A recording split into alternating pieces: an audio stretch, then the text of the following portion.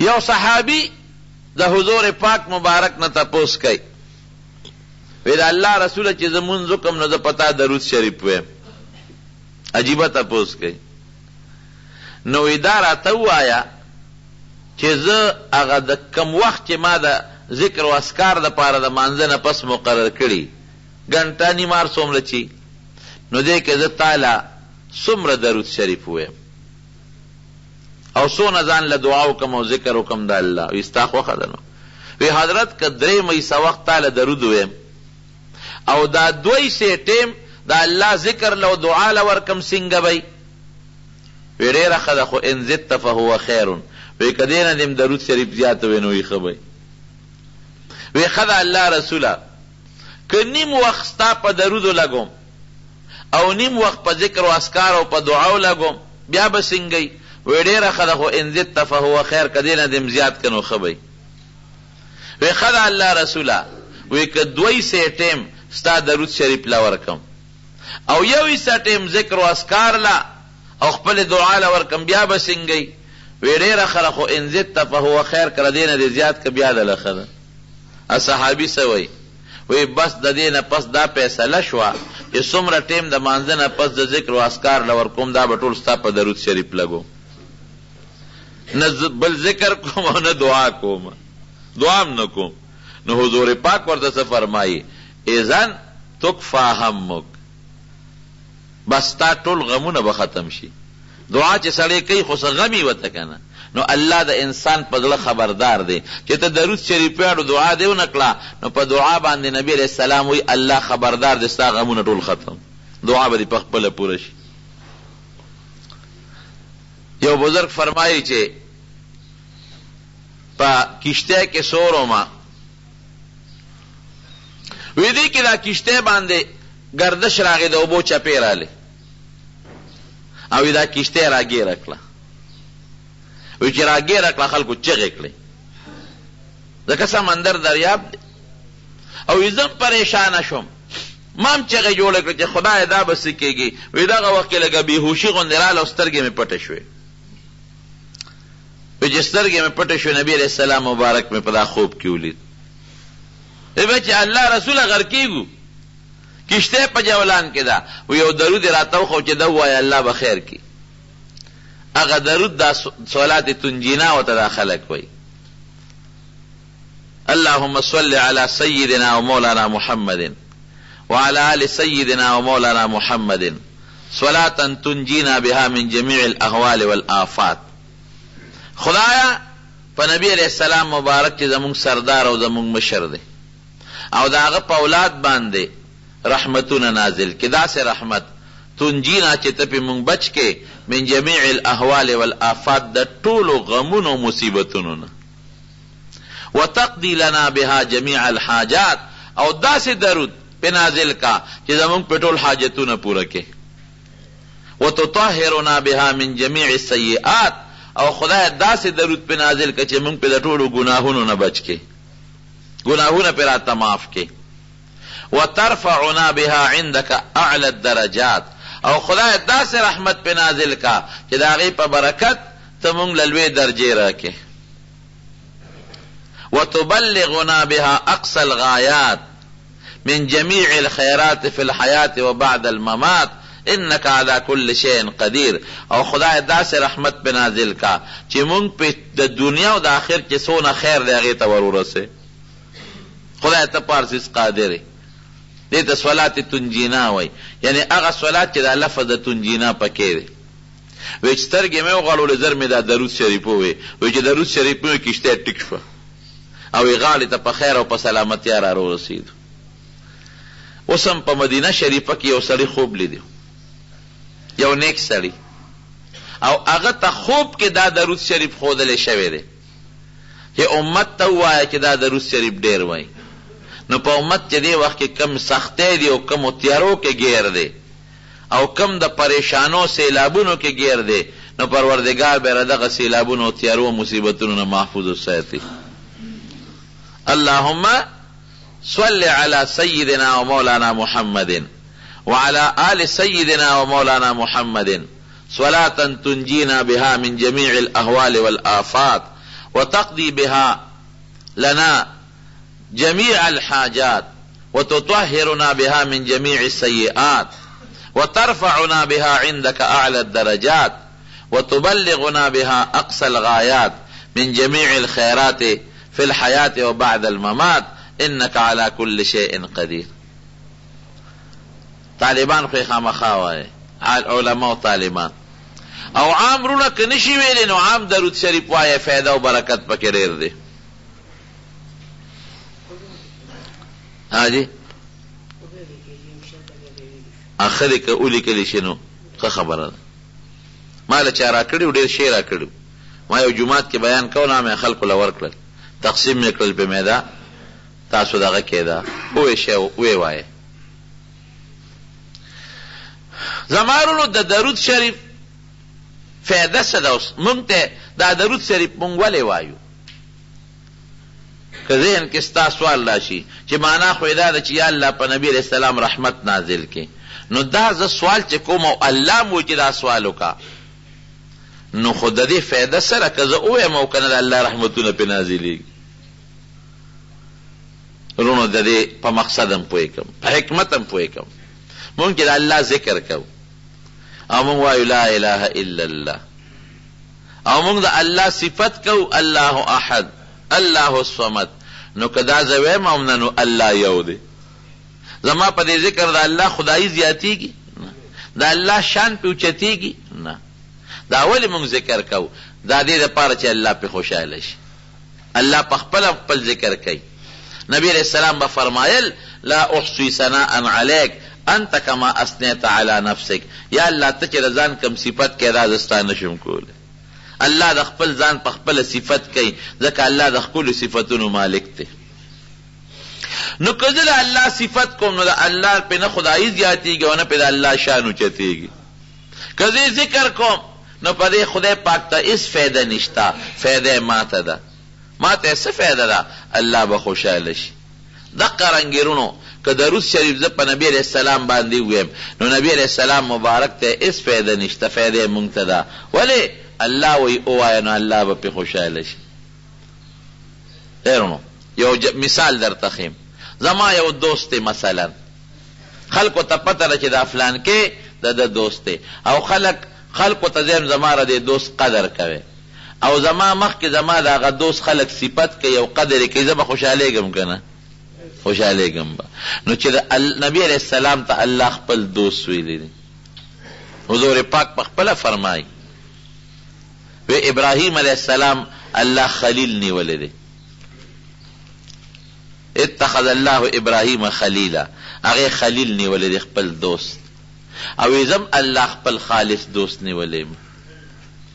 یو موقع کې وی که چرته د الله نه ما سوا ما بل چا سره خالص دوستانه نیولې، هغه دوستانه چې د کومې نه بل چا سره نی یو کس سره پکاري د الله نه ما سوا که دا بل چا سره مناسب وي نو لاتخذت ابا بکر خلیلا، ما به دا دوستانه د ابوبکر صدیق سره نیولې وه.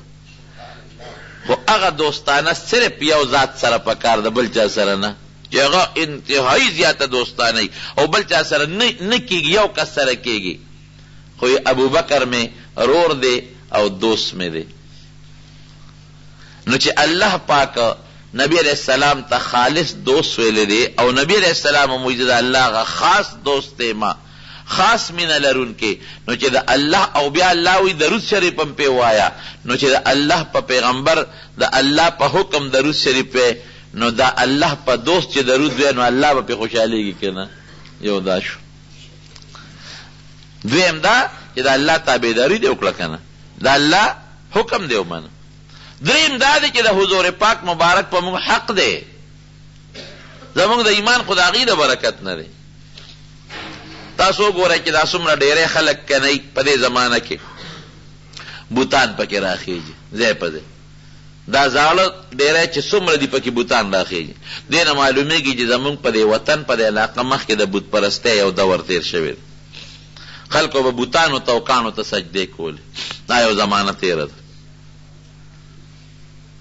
دا مونږ چې مسلمانان یو دا د چا د برکت نه؟ دا د حضور پاک مبارک د برکت.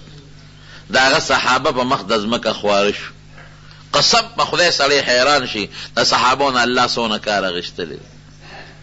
کابل ته صحابه تللي دي او په کابل کې دفن دي. چین کې د صحابو قبرونه دي. چین څونه لرې دی؟ چین ته صحابه رسېدلي دي او په چین کې قبرونه دي. کابل کې شته. عراق خو پرېږده خو ډک دی د صحابو نه، ډېر زیات صحابه دي پکې. زمونږ د پېښور کې دا ځای کې دا چې خلک ورته اصحاب بابا وایي، حاجي په جګې روډ باندې دا صحابي دی او اوږد قبر یې دی. دا به نه وی چې دا ټول قبر ده دی، دا په دې قبر کې د سره نور مجاهدین دفن دي. سنان ابن سلمه ابن محبق رضی الله تعالی عنه دا صحابي دی، دلته راغلی دی، بیا جهاد کې شهید شوی دی، تاریخ لیکي او سره د مرګرو په دا ځای دفن دی. نو دا زمون اسلام او زمون ایمان دا د صحابه د برکت نه دی، او د صحابه ایمان او اسلام د حضور پاک مبارک د برکت دی. مونږ ته دا منځ چا خولی دی؟ نبی علیہ السلام. مونږ ته دا ښه لاره نیغه چا خولی ده؟ دا علماو خولی ده. دوه څیزونه دي د هغې رونو قدر وکړئ. ګورئ دا یاد ساتئ، د ځان متعلق درته نه ویم چې ستا او د خدای په منځ کې کمې واسطې دي د هغې قدر وکړئ. مونږ خدای لیدلی دی؟ نه. مونږ پیغمبر علیه السلام لیدلی دی؟ نه. مونږ خو نه دی لیدلی. مونږ جبریل علیه السلام لیدلی دی؟ نه.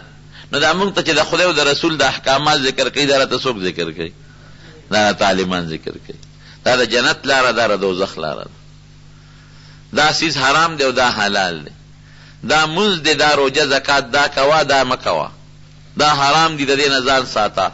دا دروغ دی، غیبت چغلي دی نه ځان ساته. دا ګیره دا پرېږده، دا پټکېرې، دا خشته جامې، دا بې حیایي د دې نه ځان ساته. دا موږ ته چا وښوله؟ دا خو د الله او د رسول خبرې دي که نه دي؟ نو که زه تاسو نه تپوس کوم چې تاسو الله او رسول لیدلی دی؟ نه. چا درته ویلي دي؟ دا عالمانو ویلي دي. نو عالمان ستا او د پیغمبر په منځ کې واسطه ده. دا هوښیار سړی چې د واسطې به قدر کوي. لکه یو سړی دی او هغه زمینداره کوي، نو زمینداري بغیر د بیلچې نه او د چارې نه او د سسکورې نه او د قلبې نه رده نه کېږي. نو دی به د هغې واسطو خیال ساتي که به نه ساتي؟ که دی د چارې او د بیلچې او د قلبې او د ټکټر او د تخم خیال ونه ساتي، دی به څه کوي؟ حالانکه چارې او بیلچې څونه راکوټې شوی دی، هلکه سبا مې ورته پنجغاښي ته حاجت دی ورکه سنبالې کوم. دا ستا واسطه ده. یا مثلا کوټې ته خېږي اندرم پایه د څنګه خلک محفوظ ساتي، ولې که دانې کوټې ته نشم ختې، دا ستا واسطه شوه. نو ستا د پیغمبر واسطه څوک دي؟ علما کرام. قمقل سړی به چې علماو پسې خبرې کوي. دا ته خو دین دی ښی، خدای ته خو دی رسی. اوس ستا د خدای منځ کې واسطه څوک دي؟ نبی کریم صلی الله علیه وسلم. مونږ خدای نه دی لیدلی. مونږ ته چا ویلي دي چې دا خدای شته، فرشتې شته، جنت شته، دوزخ شته؟ علماو ته بیا صحابه تابعینو هغې ته نبی علیه السلام مبارک. مونږ ته خو نبی علیه السلام وایي چې الله شته او فرشتې او جنتونه او دوزخونه شته. نو د واسطې حق وي. ګورئ د حضور پاک ډېر لوی حق دی، د هغه د صحابه ورپسې ډېر لوی حق دی، د تابعینو ورپسې حق دی، او ورپسې بیا د عالمانو دا ډېر لوی حق لري. پته هوښیار سړی به دا سوچ کوي، قمقل سړی به غلطې خبرې کوي. نو په موږ د حضور پاک یو حق دی، ځکه پې موږ درود شریف وایو.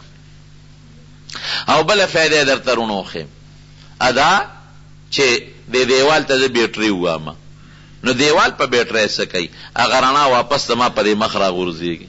دقه رنګې د درود شریف برکت چې درود شریف ته په نبي علیه السلام مبارک وی، د هغې هغه ثوابونه او هغه رڼا او برکات دا واپس ستا په مخ باندې راغورځېږي. بعضې خلک ټول ورځ غیبتونه کوي، غیبت نه خوله بنده نه شوه. داسې ده که نه ده؟ هلکه دا څه کوې؟ خدای ته وګوره څه دې پې وکړه؟ ظالمه ځان له دې خیرت خراب کړه. څوک په لارو کې، څوک جومات کې. جومات کې ګورې مباحه خبرې هم ګناه ده. د ګناه خبرې نه چې عام ګپ شپ پکې لګې، عامې خبرې کې، نو دا هم ګورې نیکي خوري. جومات کې، په لاره کې، په کوڅه کې، په پوله، په لختي، په دکان کې مونږ بغیر د غیبت نه ځان له داخلو هم په دې غیبت ستړی کړه. درود شریف پې ولې نه وی؟ هر وخت درود شریف وایه. په ولاړه یم وایه، په ناسته یم وایه، په ګرځېدو کې یم وایه، په ملاسته یم وایه. یو غلطه خبره چا مشوره کړې ده وی بیا بغیر د اودس نه مه وایه ګورې که بې اودس سړي وي دا چل به وشي یا لکه د قرآن شریف نه لوی شی بل شته بې اودس او قرآن شریف هم ویلی شي ګوتې به نه ور وړی ویلی شي د الله ذکر هم بې اودسه ویلی شي درود شریف هم ویلی شي ښه دا د آداب یې دا دي چې اودس وکړه نو بیا وایه دا ښه خبره ده قرآن ذکر درود شریف ادب دا دی چې اودس وکړې خو که د اودس نی نو ژبه باندې بندول مه کوه هر وخت درود شریف وایه بعضې وخت به سړی اودس کي بني ولې درود شریف په خلکو کمبخته بند دی وایه درود شریف هر وخت وایه په دې باندې الله خوشحالیږي او د الله رسول پې خوشحالیږي نو رو ځان له یو خاص نصاب مقرر کې چې مونږ به 2 ځله درود شریف وایو 200 کرته ټول مسلمانان روزانه درود شریف وایي 200 خو لږ دي زموږ بعضې بزرګانې 1000 کرته وایي بعضې 15000 کرته وایي بعضې 1500 کرته وایي نو انشاءالله تاسو به 200 کرته خو ویلی شئ ټول که نه او زنانو ته مو وایې ښه ما وختي ووې ته اوده وې چې کوم کې اللهم صل لفظ دی یا صلی الله لفظ دی پکې بس دې ته درود شریف وایي په ټولو کې بهتر درود شریف درود ابراهیمی دی دا په مانځه کې چې موږ وایو اللهم صل یو درود دی او اللهم بارک بل درود دی دا 2 درود ځان ځان لشو او چې کله د حضور پاک قبر مبارک تور مخامخ شي هلته بیا داسې وی الصلاة والسلام علیک یا رسول الله او دلته کې اللهم صل وایا او که مختصر وی وصلی الله علی النبی الامی دا ډېر آسان درود دی یا صلی الله علی محمد صلی الله علی محمد صلی الله علی محمد دا په یو سات کې بلا شی ویل کېږي صلی الله علی محمد یا وی اللهم صل علی محمد اللهم صل علی محمد اللهم صل علی محمد دا ګوره څونه ویل کېږي نو تاسو انشاءالله جمعات کې دا خبره ما سره ګورې واده وکړه جمعات کې چې سړی واده وکړي بیا به سر ته رسئ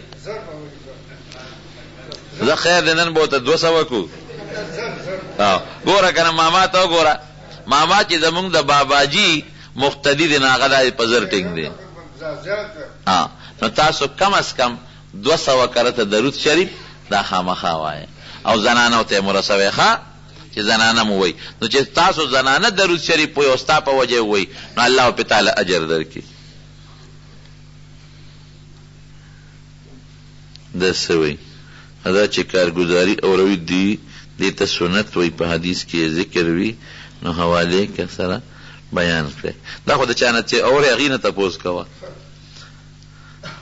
ښه دی یو سړی که خپل نبی علیه السلام مبارک ته صحابه کرامو خپل حالات بیان کړي دي ښه چې ما دا د دین خدمت وکړو فلان کې مې خبره ومنله فلان کې مې خبره ونه منله نو که یو سړی اوس هم یو عالم ته یا خپلو مشرانو ته دا خپل حالت بیانوي چې زه لاړم دا د دین خبره مې خلکو ته وکړله چا ومنله چا نه نو په دغه نسبت دا سنت شو که نه اذان او اقامت په دوران کې که د محمد صلی الله علیه وسلم نوم راشي درود شریف ویلی شي که نه بلکل ویلی شي قرآن شریف تلاوت دوران کې چې راشي نه به قرآن شریف تلاوت دوران کې چې د نبی هم نوم راشي نو هغې کې به درود شریف نه وی ابه جاری ساتي وروسته بیا درود شریف وایه که